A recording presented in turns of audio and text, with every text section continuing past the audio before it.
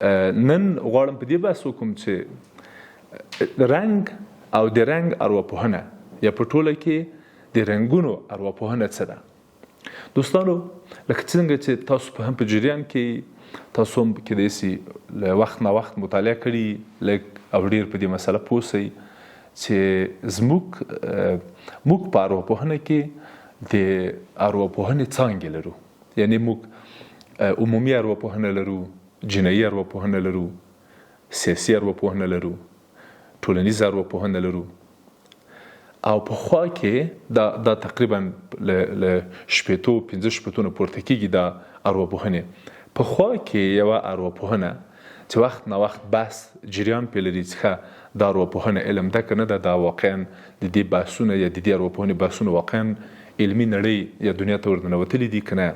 څېړنې د دې د هغې علمیت اثبات کوي که نه. دا هم یوه څانګه ده چې اوس دوستانو د ارواپوهنې د څانګو په خوا کې یوه څانګه ده. یعنې غواړم ووایم چې د رنګونو ارواپوهنه د ارواپوهنې یوه څانګه ده، یو مورد. دویم مورد دا چې د رنګونو په ارواپوهنه کې ټال بحث دا ده چې هر رنګ په انسان څه اغېز کوي. هر رنګ د انسان په احساساتو، هر رنګ د انسان په شخصیت، هر رنګ د انسان په کړنو او په ټوله کې د انسان په اروا څه اغېز او څه تاثیر لري. دغه اغېز او دغه تاثیر باید موږ زده کړو، موږ پرې پوه سو او د خپل چلند، د خپلو احساساتو او د خپلو کړنو یا که احیانا کوم کاروبار لرو، خونه جوړو، دفتر جوړو، حویلۍ جوړو، دیوالونه جوړو، دغه حویلۍ دیوالونه، خونه، د خوب خونه، د پخلنځی، د ډوډۍ خوړلو خونه، سالون، په ټوله کې حویلۍ، دیوالونه، چتې، د کوچونو یا د چوکیو رنګونه، دا ټول هغه موارد دي چې د ارواپوهنې د رنګونو په ارواپوهنه کې بحث پکې. یعنې په ټوله کې د رنګونو د ارواپوهنې اصلي موضوع دا ده چې رنګ او انساني چلند څه اړیکه سره لري. یعنې موږ څنګه کولی شو د رنګ او د چلند ترمنځ اړیکه سره پیدا کړو. آیا زموږ په ځینو کړنو کې، زموږ په ځینو رفتارونو کې رنګ بیا بالخصوص خاص رنګ تاثیر او اغیز لري که نه؟ دا بحث د ارواپوهنې یو بحث ده او په ځانګړي ډول د رنګ د ارواپوهنې یو بحث ده. په دې لړۍ کې به دا هم زموږ یو بحث چې په ټوله کې به بحث وکړو. اما په ټوله کې دا غواړم ووایم چې دا د ارواپوهنې د رنګ د ارواپوهنې یو بحث ده او یوه خبره ده. بل مورد دوستانو د رنګ او د شخصیت مسله ده. یعنې هغه څه چې د ارواپوهنې په بحثونو کې د شخصیت په نامه پېژندل کېږي.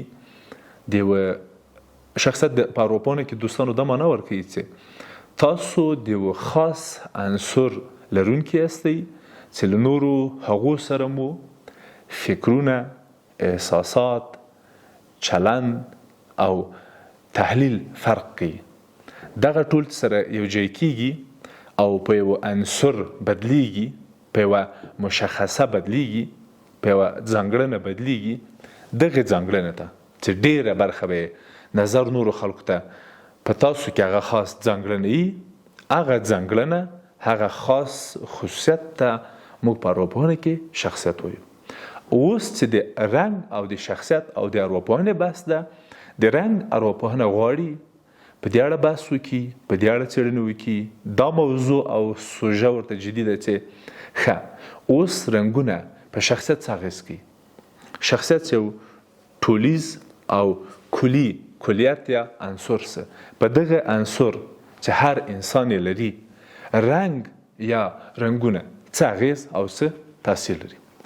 بل مورد دوستانو د احساساتو ده، د درک ده، د تحلیل ده. دا بحث د رنګ د ارواپوهنې یو بحث ده. موږ ګڼ احساسات لرو دوستانو، کرکه لرو، مینه لرو، خوند لرو، هیجاني کېدل لرو، حسادت کوو، ویره لرو، خشنه کېږو. هر ډول احساسات ښه او بد رانه ترسره کېږي. په دغو احساساتو کې یا د دغو احساساتو په جوړښت کې، د دغو احساساتو په پایښت کې، د دغو احساساتو په دوامداره پاتې کېدو او دغه احساسات بیا د شخصیت د یو برخې په بدلېدو کې څه اغېز لري او په دغه جریان یا په دغه بحث کې رنګ څه اغېز لري، رنګ څه تاثیر لري، رنګ خپله ونډه څومره لوبوي. دا بحث د رنګونو د ارواپوهنې یو بحث. وروستی بحث چې یعنې رالاند به یې کړو هغه د حافظې بحث ده. دوستانو د رنګونو په ارواپوهنه کې دا بحث ډېر جدي ده چې رنګ په حافظه، رنګ په اشتها، رنګ په فکر، رنګ په تصمیم نیونه، رنګ په زده کړه او ورته نور مسایلو څومره اغېز لري. موږ څومره کولی سو له رنګ نه د تمرکز په پیدا کېدو کې ګټه واخلو، رنګ څومره په کانفیډنس یا په ځان باور کې موږ سره کومک کوي. دا ټول دوستانو هغه خبرې دي چې ډېر ځله او یا په ټوله کې وایم محتوا یې د رنګ د ارواپوهنې محتوا ده.